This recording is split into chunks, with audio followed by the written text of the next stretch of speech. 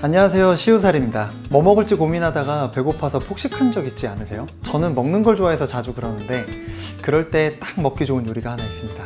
가성비, 맛, 포만감까지 모두 좋은데다가 칼로리 걱정도 없는데요, 바로 알배추 야채찜입니다. 집들이 음식으로도 좋고 육수까지 버릴 게 하나도 없으니까요, 영상 끝까지 봐주세요. 음연주 저자가 출간한 면역력 높이는 매일집밥이라는 책에는 배추에 대한 이야기가 나오는데, 배추는 칼륨이 풍부하고 활성산소 제거, 노화 방지, 면역 증강에 식이섬유까지 풍부해서 장에 이롭다고 설명을 하는데요, 이건 생으로 싸먹어도 맛있고 국물 요리에 들어가도 시원하니 맛있어서 이만한 재료가 또 있나 싶습니다. 이번 레시피도 알배추만 있다면 나머지는 냉장고에 있는 재료로 취향껏 만들면 되고 그냥 쪄먹어도 맛있기 때문에 사실 실패하는 게 더 어렵습니다. 저는 버섯이랑 미나리, 당근을 준비했는데요, 정말 간단하니까 손질부터 바로 시작해 보겠습니다.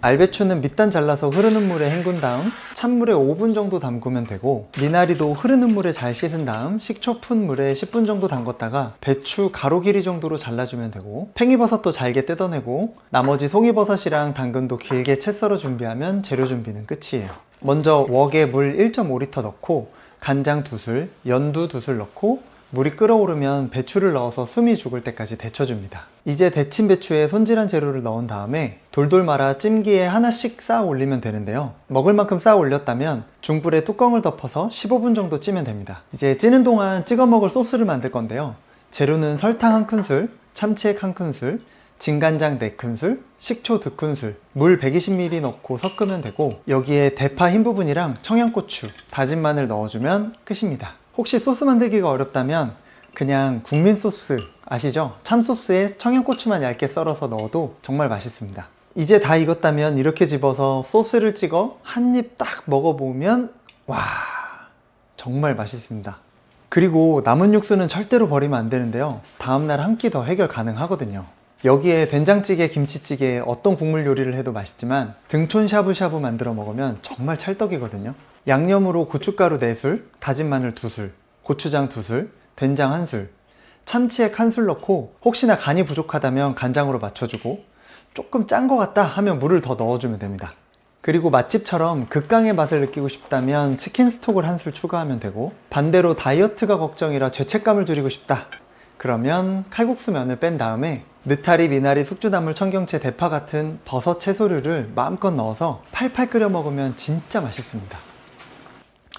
제가 이 찜기를 애용하는 이유가 일반 냄비에 산발이로 하다 보면 뚜껑을 덮을 수가 없는데, 이건 찜통 공간이 따로 있어서 용량도 크고 특히 이 부분, 여기 디테일이 진짜 좋은데요, 실리콘 패킹이 있어서 열기가 새지 않게 잡아주고 이렇게 쉽게 빠지기 때문에 세척이 정말 편합니다. 그리고 샤브샤브는 볶음밥이 생명이잖아요.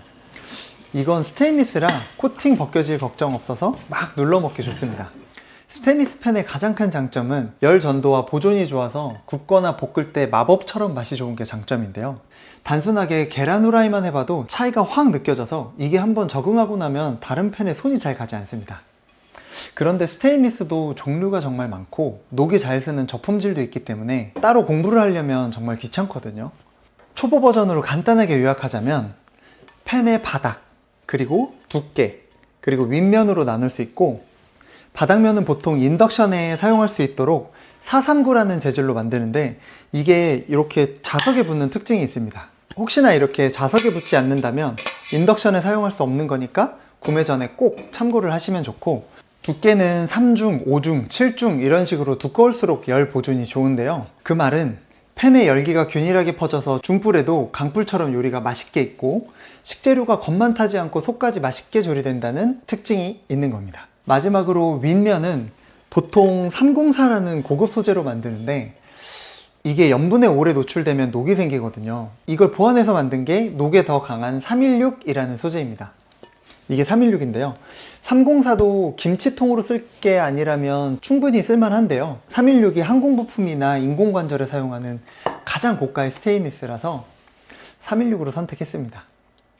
그런데 이게 육안으로는 소재를 구분할 수가 없기 때문에 제조사를 믿는 수밖에 없는데요, 아무래도 한 번 사면 오래 쓰고 먹는 음식을 만드는 거다 보니까 저는 수입보다는 국내 제조에 인증서가 있는 제품으로 확인해서 구매를 했는데요, 혹시나 복잡해서 모르겠다 하시는 분들은 아래 고정 댓글에 링크 달아놨으니까 참고하셔서 원하는 구성으로 구매하시면 되고, 다른 브랜드를 구매하시더라도 제가 설명드린 걸 한 번 더 보고 상세 페이지를 보면 이해하기가 쉬울 거예요. 마지막으로 스텐펜은 납이나 중금속 노출에 안전한 대신 코팅이 되어 있지 않기 때문에 요리를 할 때 기름 코팅을 꼭 해야 늘러붙지 않게 요리를 할 수 있는데요.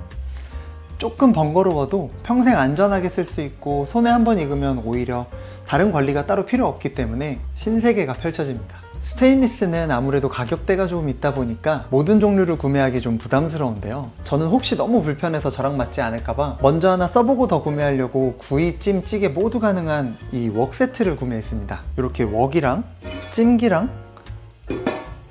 이렇게 유리 뚜껑까지 있어서 정말 저한테 찰떡이었는데요. 혹여나 맞지 않아도 이건 그냥 냄비로 쓰면 되기 때문에 이 영상을 보시는 분들도 실패 없이 안전한 구매하셔서 맛있는 하루 보내면 좋겠습니다.